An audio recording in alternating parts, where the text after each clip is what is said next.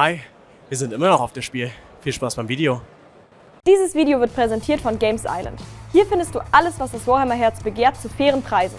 Den Link zum Shop findet ihr in der Videobeschreibung. So I'm standing here with Goobertown. First of all, how are you? Doing well, thanks. Okay, so I was wondering, you're living in the USA or Canada or something like that, right? I am in the United States. Yeah, I live in Maine, near Boston, in the United States. Okay, so why are you here? That's such a long way. I mean, I'm super happy, but... Yeah, so I'm on a Euro trip right now. I'm visiting a Dutchman to learn about how metal miniatures are made.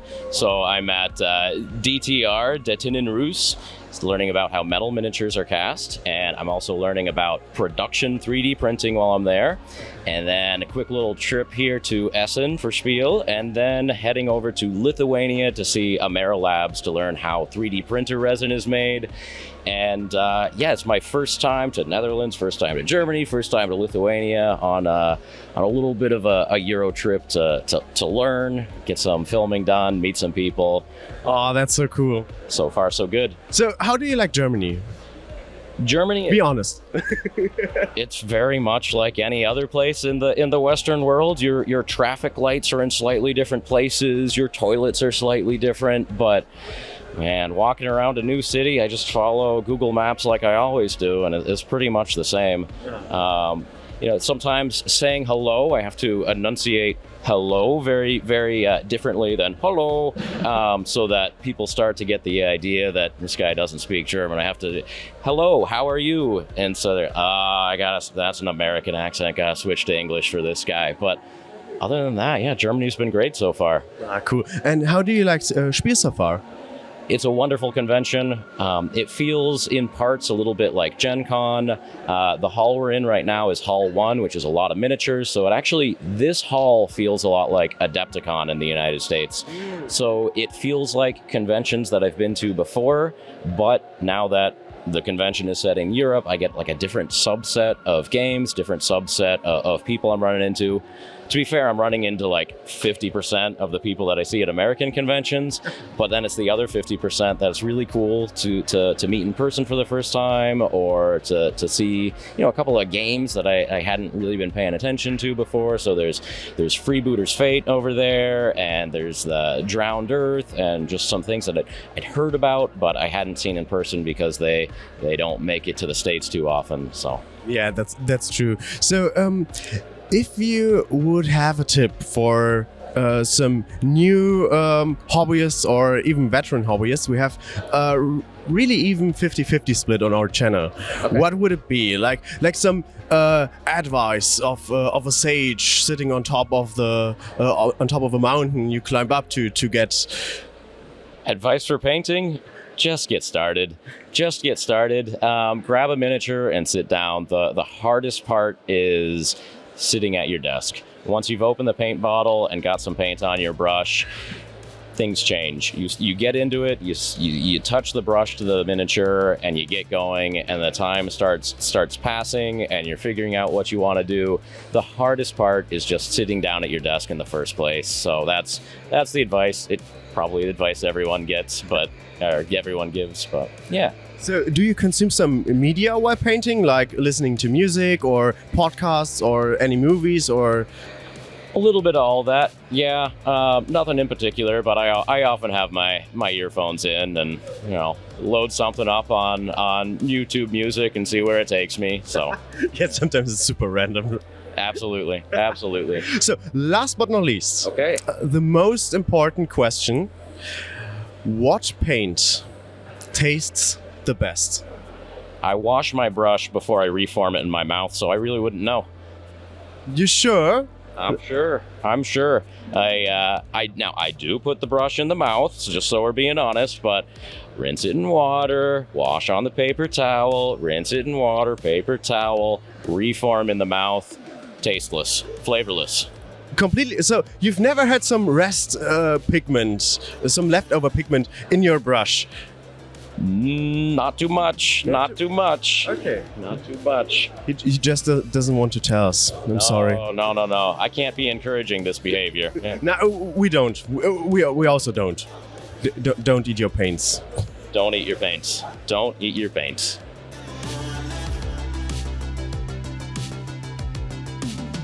Der nächste Halt ist jetzt also der Asmodee-Stand und da spielen wir ein Spiel, das ich ja eigentlich tief im Herzen richtig gerne mag, aber es irgendwie mir nie vergönnt war, es zu spielen, nämlich A Song of Ice and Fire. Und da habe ich jetzt richtig Bock drauf. Es gibt nämlich jetzt zum ersten Mal auch einen Blick auf die neue Box vom Bruderschaft ohne Banner und die kommt nämlich erst im Dezember raus, da bin ich ganz gespannt drauf.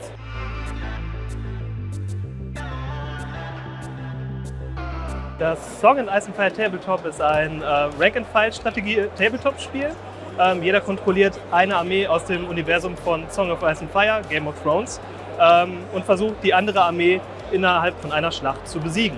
Und dazu nutzt man halt nicht nur Militäreinheiten, sondern auch politische Intrigen. Politik und Tabletop kriegt man hier eigentlich ziemlich gut zusammen, weil nicht nur die Kampfeinheiten dargestellt werden, sondern auch Einheiten, die eher in der Politik verortet sind, wie eine Daenerys Targaryen oder auch ein Illyrium Opatis, den man aus den Büchern kennt. Die werden auf einem speziellen Taktikboard platziert und beeinflussen das Spielfeld quasi von außerhalb. Es gibt fast alle Häuser, die ihr aus Game of Thrones kennt. Also das startet mit Lannister und Stark, natürlich, die dürfen nicht fehlen.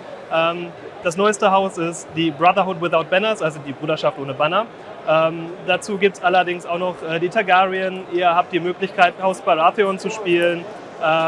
Die Nachtwache und die freien Völker, oder das freie Volk könnt ihr auch spielen. Insgesamt gibt es 11 Fraktionen, inklusive der Boltons und der Söldner. Da gibt es also wirklich viel zu entdecken. Ja, es ist basiert auf den Büchern von George R. Martin und dementsprechend gibt es auch Charaktere, die in der Serie vielleicht nicht aufgegriffen wurden. Die findet ihr aber im Tabletop wieder. Ja. Ich finde besonders toll, dass Song of Ice and Fire entspannt an einem Abend gespielt werden kann. Ihr kriegt es in 1,5 Stunden runter. Die Grundregeln sind nicht sehr kompliziert. Allerdings hat das Spiel eine unheimliche taktische Tiefe, sobald man erstmal eintaucht. Das heißt nicht nur die Figuren auf dem Tabletop selber, sondern auch durch die Karten, die ihr spielt und durch das Taktikboard mit den politischen Intrigen habt ihr da wirklich viel, was man entdecken kann. Und es gibt dem Spiel eine taktische Tiefe, die aber trotzdem in 1,5 Stunden mit einem schönen, entspannten Spiel geschafft werden können. Also die Bruderschaft ohne Banner ist eine ganz neue Fraktion. Die kommen am 6. Dezember raus, werden da released. Was sie besonders macht, die fokussieren sich so ein bisschen auf den Überfall. Das sind ja Banditen, die in den Wäldern leben und das wird auf dem Tabletop genauso dargestellt. Also die kriegen noch mehr Boni, wenn sie die Feinde in die Flanke oder in den Rücken angreifen. Also versuchen sie genau das zu schaffen, bestehen aber nicht aus den klassischen Militäreinheiten, sondern werden halt auch unterstützt durch Bauern. Und einer der Boni ist halt, dass sie auch Einheiten von den Starks oder Baratheons mit reinnehmen können. Gibt der ganzen Fraktion einfach noch ein bisschen mehr Raum und Vielfalt. Also für Leute, die gerade erst bei Tabletop einsteigen oder es halt vorher noch nie gespielt haben, denke ich, ist es sehr gut, weil es einige Komponenten aus Brettspielen verbindet. Man hat ein Taktikdeck, man hat eine Art Worker-Placement-Spiel, das man durch das Taktikboard mitspielt. Und wie gesagt, die Grundregeln sind gar nicht kompliziert. Nach einer Partie hat man die eigentlich drin. Die ganze taktische Tiefe kommt eigentlich durch die Erfahrung und durch das Wissen vom eigenen Deck. Also von daher, auch für Leute, die noch nie ein Tabletop-Spiel gespielt haben, kann man da eigentlich perfekt mit beginnen. Also ich muss sagen, Song of Ice and Fire hat wirklich gruselig viel Spaß gemacht. Das war wirklich eins der coolsten Testspiele, die ich heute hatte. Und ich glaube, das wird auch nicht das letzte Mal sein, dass ich das Spiel spielen werde. So viel ist auf jeden Fall schon mal sicher. Man könnte jetzt sagen, es ist ein bisschen schade, dass der Aufbau der Testspielplatte so ein bisschen krass schlicht war, dass nicht mal die Modelle bemalt waren. Aber ich glaube, das ist auch so ein bisschen die Stärke von Song of Ice and Fire, weil es soll ja diese Brücke von Boardgame und Tabletop schlagen und deswegen sind die Modelle halt in farbigen Plastik, weil sie halt jetzt zwar auch cool bemalt werden können, aber das nicht unbedingt müssen. Ja, wie zu erwarten, hat es mir tatsächlich total Spaß gemacht. Das Coole war auch, ich durfte mit Targaryen spielen, der Fraktion, die ich ja auf jeden Fall, wenn wir das Spiel jetzt tatsächlich nochmal spielen sollten, mir auch aussuchen würde. Und es hat total viel Spaß gemacht. Ich habe wieder einfach entdeckt, dass Song of Ice and Fire einfach ein geiles Tabletop ist. Es verbindet einfach die coolen Elemente von einem Skirmish-System plus diese ganzen Taktik-Sachen von dem Board, wo die Charaktere draufgestellt werden, mein Taktikdeck. Es ist total geil. Es macht super viel Spaß und ich bin wieder hyped. Also ich glaube, das ist jetzt so das Tabletop von der Spiel, wo ich auch wirklich sage, ich glaube, da werde ich mir noch was mit nach Hause nehmen, weil es hat mir einfach unfassbar viel Spaß gemacht. Die neue Box, muss ich auch sagen, ist super interessant. Die kommt jetzt im Dezember raus und man sieht da, finde ich, auch nochmal einfach einen Qualitätsanstieg der Miniaturen. Was ich jetzt auch schon erfahren habe, ist, dass viele alte Figuren inzwischen auch eine Neuauflage bekommen haben. Also manche Lannister-Ritter etc., auch Jaime Lannister hat inzwischen ein frisches neues Modell bekommen, um sich eben einfach diesem neuen Standard der frischen Miniaturen anzupassen. Und das finde ich richtig toll.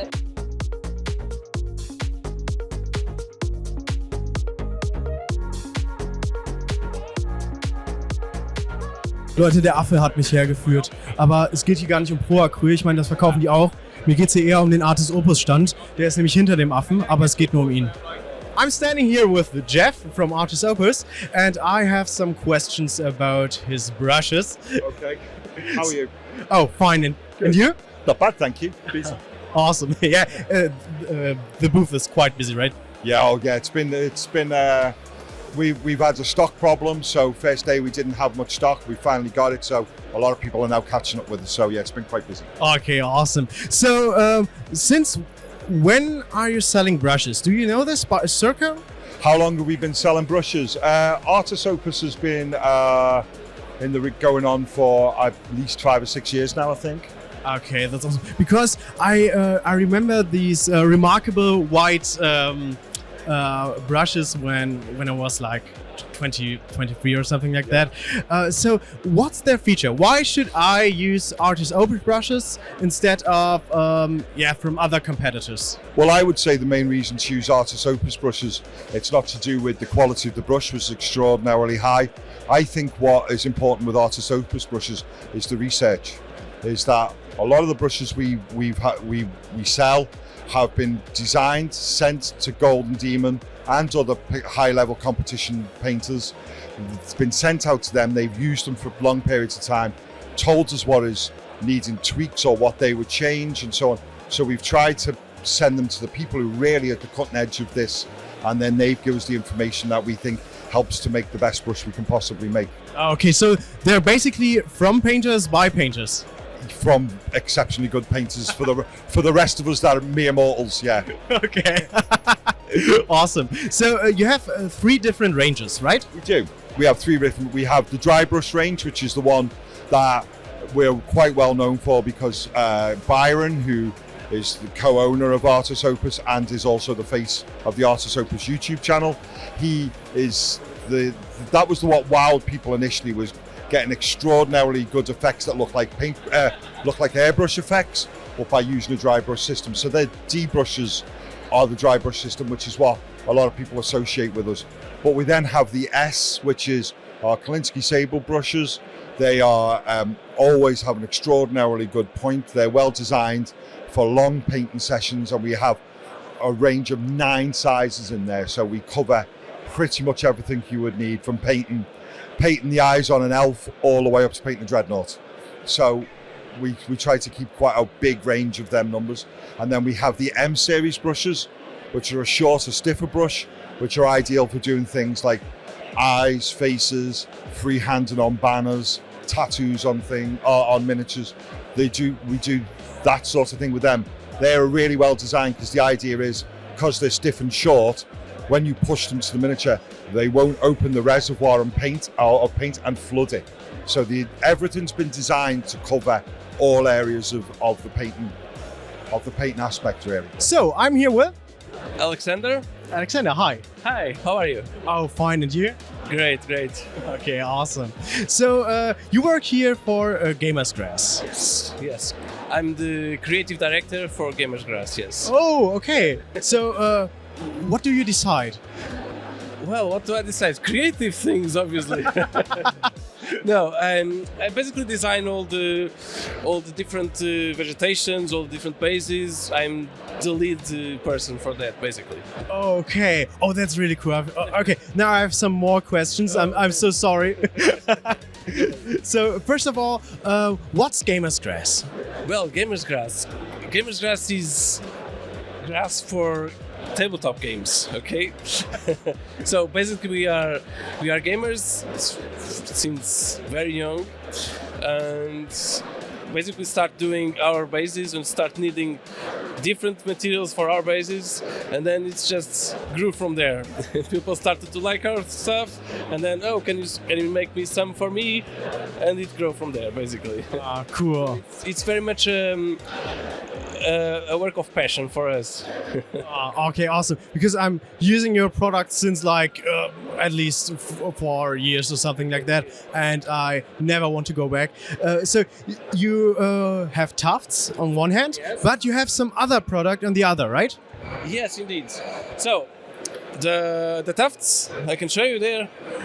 We have a lot of different tufts, different flowers, different sets, some cool-looking alien tufts. So, People seem to love them. oh, what was the inspiration for that? Oh, inspiration. I don't know, lots of alien stuff.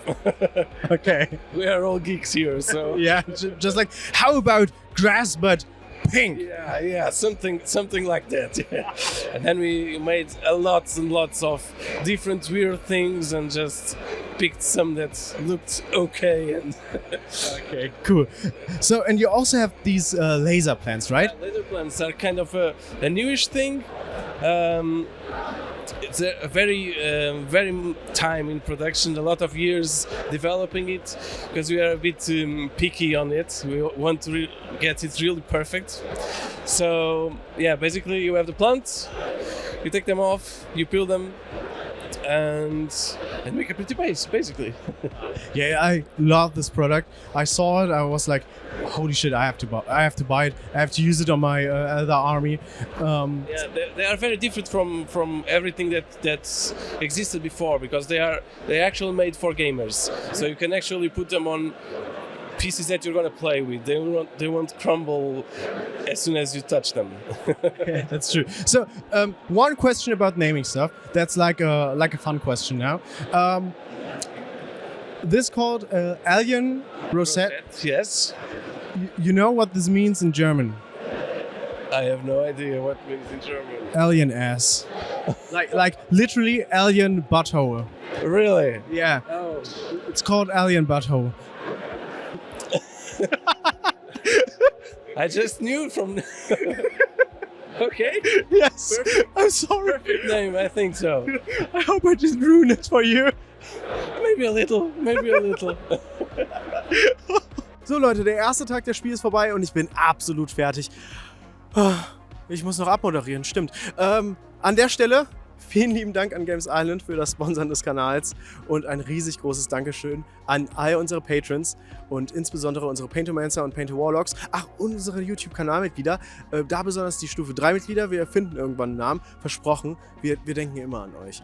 Und zwar Agentum, Daniel, Frederik, Goblin Lord, Kurogawa, Cell, Sebe, Mr. Happel, Rayback, Astaroth, Daywalker, Dennis, Fandry, Frank Peter, Freckel, Goofy Mezzo, Guanomaster, Jan, Kevin, Cornflake, König Zecke, Lord Sizius, Manu, Markus, Marvin, Matthias, Mikael, Mitch, Nagashur, Nörgel, Pingotobi, Plastic Mindtricks, Rillenfurz, der Große, Robi, Shiftbreaker, Sijin, Stefan, Topperhali, Tohota, Wadenbeißer und auf YouTube Mini Painting Dad und Goblin Lord. Boah, das sind so viele Namen, ihr seid so geil, Dankeschön.